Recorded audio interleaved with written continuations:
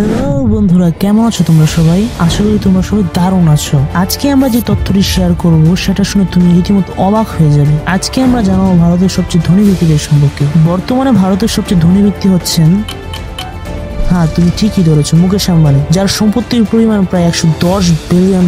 তারপরে আছেন গৌতম আদানি, যার সম্পত্তির পরিমাণ $68.4 বিলিয়ন। কিন্তু এত বড় অঙ্ক শুনে বোঝা কঠিন, তাই না? আমরা গরিব মানুষ, এত বড় অঙ্ক কি আর বুঝতে পারি? চলুন আপনাকে সহজভাবে বুঝিয়ে দিই।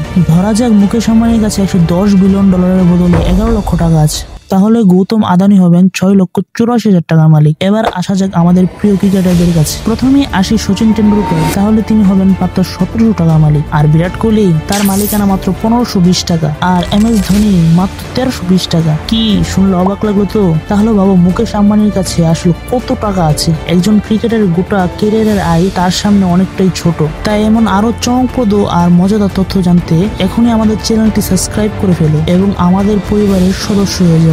So please subscribe.